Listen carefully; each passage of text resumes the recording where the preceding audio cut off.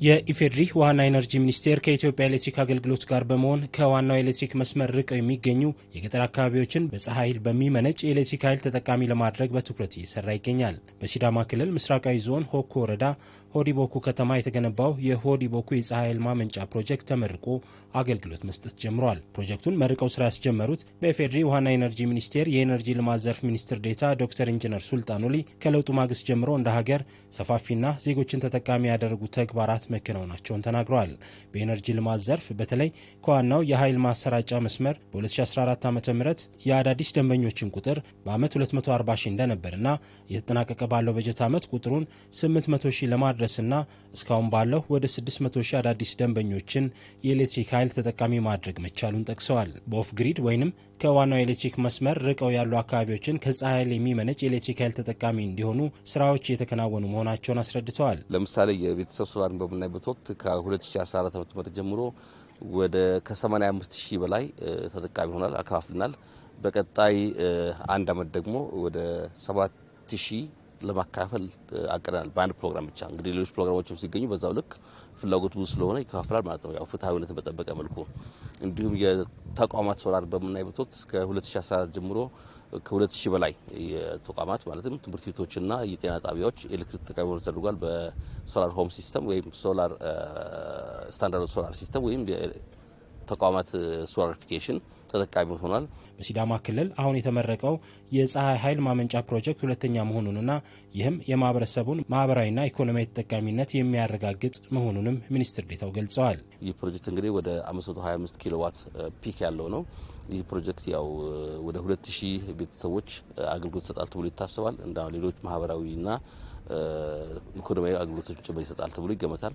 እስካሁን ድረስ ግን በሚገርም ሁኔታ የተጠቃሚ ቁጥር ሲታይ ወደ 487 ነው። ኦልሞስት ወደ 25% የፕሮጀክቱን እምቅ ሀብት መጠቀም የሚችል ህዝብ ኦልሬዲ ተጠቃሚ ይሆናል ማለት ነው። የሚያሳየው እንግዲህ እስከዛሬ ድረስ ካስመረቅናቸው ሚኒ ግሪዶች በሀገር ደረጃ ለመጀመሪያ ጊዜ ነው እንግዲህ ወደ 24 እና 25% ተጠቃሚ በእለተ ምረቃው ላይ ተጠቃሚ ሆኖ የተገኘው። ሚኒስትር ዴኤታው አክለውም እንዲህ አይነት ተመሳሳይ 3 ፕሮጀክቶች በቀጣይ ጊዜያት በሲዳማ ክልል ተገንብተው ለአገልግሎት እንደሚበቁም አረጋግጠዋል። በኢትዮጵያ ኤሌክትሪክ አገልግሎት የፕሮጀክት ፖርትፎሊዮ ስራ አስፈጻሚ አቶ ክንፈ ነጋሽ በበኩላቸው አገልግሎቱ የኤሌክትሪክ ተደራሽነትን ለማረጋገጥ ዘርፈ ብዙ ተግባራትን እያከናወነ መሆኑን ተናግረዋል።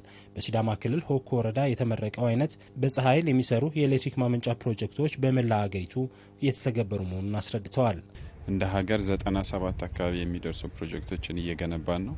ቅድም ሳነሳ እንደሰማው እስካሁን ድረስ 43 አካባቢ ስራ ላይ ሆነዋል ወይም ስራ ጀምረው አገልግሎት እየሰጡ ነው የሚገኙት። አቶ ክንፈ አክለውም የሆዲቦኩ ከተማ ነዋሪዎችን ጨምሮ የፀሐይ ኃይል ማመንጫ ፕሮጀክቶች በተገነባባቸው አካባቢዎች የሚገኙ አዳዲስ የመኖሪያ ቤት ደንበኞች ከአሁን በኋላ የኤሌክትሪክ ቆጣሪ በነጻ እንዲያስገጥሙ የሚያስችል አሰራር መዘርጋቱን ተናግረዋል። ይሄ ፕሮጀክት ዛሬ ያስመረቅነው ፕሮጀክት ወደ 227 ሚሊዮን ገደማ ወጪ የወጣበት ፕሮጀክት ነው።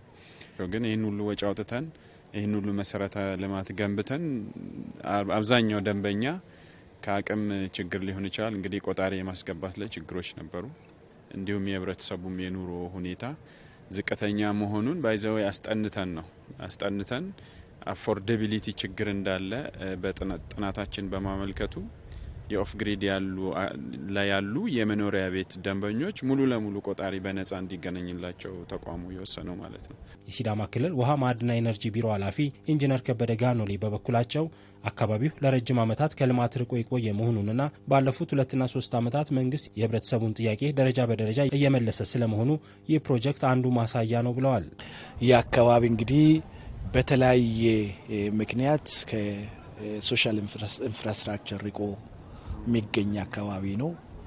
ሁሉም ሰርቪሶች መስጠት በሚችል መልኩ የዛሬው ተመርቆ አገልግሎት ላይ የዋለ የሶላር ፕሮጀክት ብዙ ጥያቄዎችን የህዝባችን ጥያቄ መልሳል ብዬ አስባለሁ። የከተማዋ ነዋሪዎች እንዲሁ ከተማቸው የ24 ሰዓት የመብራት ኃይል ተጠቃሚ በመሆኗ መደሰታቸውንና ለማህበራዊም ሆነ ኢኮኖሚያዊ ተጠቃሚነታቸው ፋይዳው የጎላ መሆኑን ተናግረዋል። ይህን እድል እናገኛለን ብለን አስበን አናቅም ነበር።